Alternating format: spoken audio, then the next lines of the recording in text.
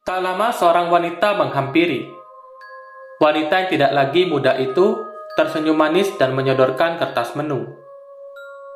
2 paket komplit soto dengan air jeruk ya bu, ucap gadis bernama Rima yang saat itu duduk di samping Galang. Sedang Galang saat itu tak henti memperhatikan sekitar, seperti sedang mencari sesuatu. Selepas wanita itu pergi, Rima yang saat itu tengah bermain HP menatap ke arah Galang. Plak! Astaga! Galang menoleh ke arah Rima yang terkekeh. Sakit, Rim. Kamu itu dari tadi kenapa sih, Lang? Sikapmu aneh begitu masuk ke warung ini. Kamu masih mikirin Murni? Tanya gadis bermata bulat itu. Galang diam beberapa saat. Sebelum juga ia menjawab, ponselnya bergetar dan berdering. Galang menatap layar ponsel dan mengernyit. Lalu menekan ikon bergambar telepon berwarna merah. Ya, ada apa, Bu? Hah? Kok bisa? Galang, pulang sekarang. Bukan hanya Rima yang menatap heran Galang, tapi orang-orang sekitar mereka juga, karena suara Galang yang lantang dan mengganggu makan mereka. Rim, maaf ya, aku harus pulang sekarang. Ibu kasih kabar katanya mayat Murni dicuri orang. Kejadian itu baru diketahui tadi sore, saat mamanya Murni bersikeras ke kuburan. Jelas Galang. Sebenarnya pemuda itu tidak mau diajak makan dengan teman kecilnya itu. Ia berniat curhat tentang mimpinya tadi malam. Galang masih dalam keadaan terguncang, tapi ia tidak ingin terus berada dalam keterpurukan. Apalagi ia harus bekerja. Galang merupakan anak tertua. Bapaknya hanya seorang petani, tidak mampu mencukupi kebutuhan keluarganya. Tapi Lang, itu makanannya udah datang. Apa mau minta dibungkusin saja? Ucap Rima seraya menunjuk wanita yang berjalan mendekat. Aku nggak bisa nunggu, Mah. Ini aku bayarin. Kamu makan aja. Gilang mengulurkan tangannya dan menyerahkan selembar uang berwarna merah.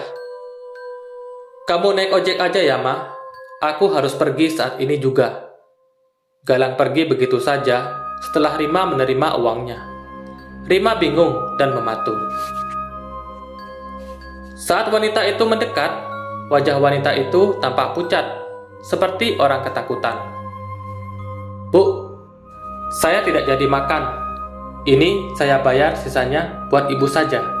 Maaf, saya buru-buru, ucap Rima setelah meletakkan uang di atas meja dan berlalu, mengejar Galang yang sudah berada di luar warung dan berjalan dengan langkah lebar. Tangan wanita itu bergetar, menatap nanar uang 100 ribuan yang diletakkan. Kuah soto panas hampir saja mengenai punggung tangannya. Ia meletakkan makanan itu begitu saja di atas meja dan meraih uang dari gadis itu dan mengayun langkah lebar ke arah suaminya yang tengah meracik soto untuk pelanggan lainnya. Mas, gawat! Bisik wanita itu di samping tubuh suaminya dengan raut ketakutan. Apa? Balas suaminya yang saat itu tengah menuangkan kuah. Hawa panas tak lagi ia hiraukan. Terlampau bahagia karena usahanya 2 hari ini laku keras. Kuburan itu. Shh, tahan ceritamu. Jangan sampai ada yang mendengar. Nanti kita bicarakan setelah warung tutup.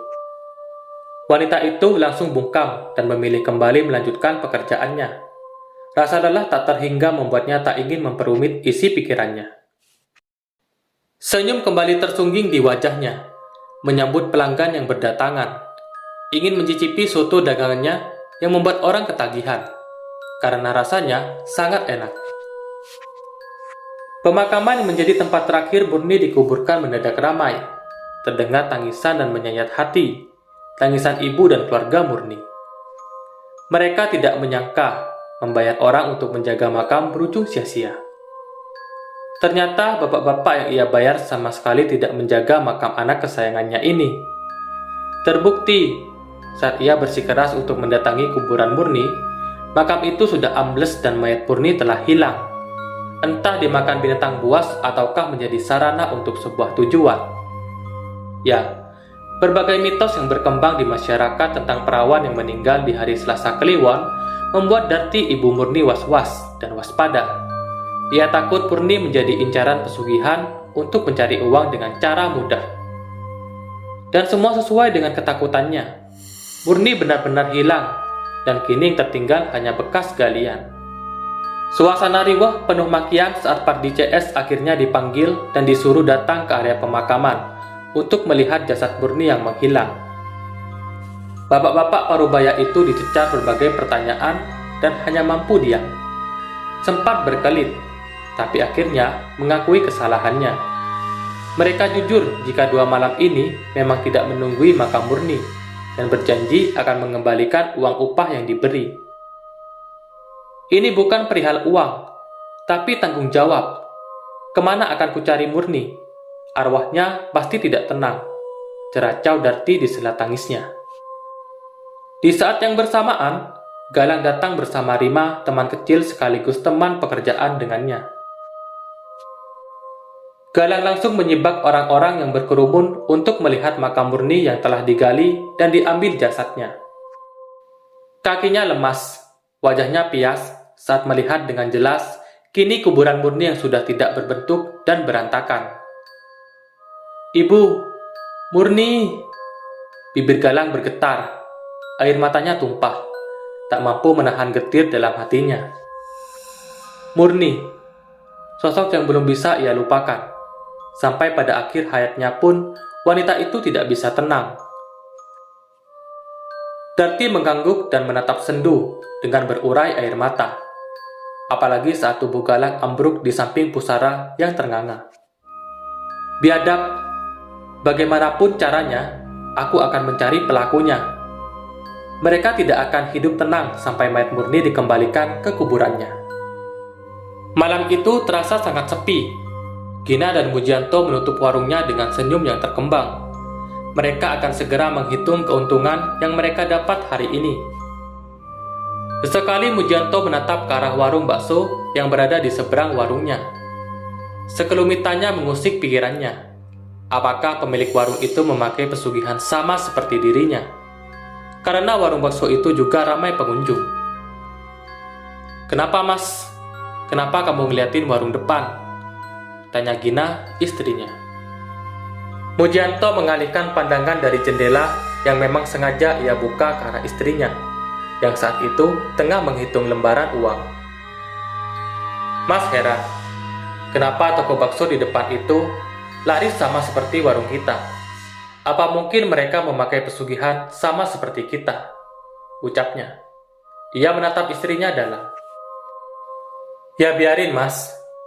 Ngapain pusing dengan orang? Yang penting saat ini, jualan kita laku keras. Mas lihat sendiri uang yang kita hasilkan. Kalau begini terus penjualan kita, bisa-bisa 3 bulan lagi kita beli rumah." Wanita itu mengalihkan pandangannya ke arah uang-uang yang ia susun dan menunjukkan kepada suaminya. Laki-laki bernama Mujiono itu tersenyum simpul. Benar kata istrinya. Untuk apa memikirkan usaha orang lain? Lebih baik memikirkan usaha sendiri. Selama pelanggan masih ramai dan datang, ia tidak boleh iri. Sementara di seberang sana, di warung bakso yang masih tampak ramai itu, sepasang suami istri memandang ke arah warung soto milik Mujiono dengan decak kagum. "Hebat ya Mas, jam segini udah tutup. Sedangkan kita nunggu sampai jam 10 malam baru bisa tutup. Ramai pembeli pun itu karena promo diskon yang Siti buat di sosial medianya," ucap wanita berparas ayu sembari memajang daun bawang yang kehabisan. Laki-laki berkulit putih yang merupakan suaminya menoleh dan tersenyum simpul dan kemudian menjawab ucapannya. "Namanya juga rezeki, Bu, disyukuri. Biarpun untungnya tipis, tapi mungkin dengan ajang promo ini orang-orang bisa mencicipi bakso kita. Insya Allah akan ramai dengan harga wajar dan masanya." Wanita itu mengangguk dan membalas dengan senyum getir. Banyak tetangga-tetangganya yang bilang, Mereka beruntung karena warung bakso yang baru mereka buka itu ramai pengunjung. Namun pada kenyataannya, ramainya pengunjung itu karena diskon yang dibuat anak sematawayang mereka. Promo dengan harga jauh lebih murah, mengambil keuntungan yang sangat sedikit, yang penting bisa putar modal.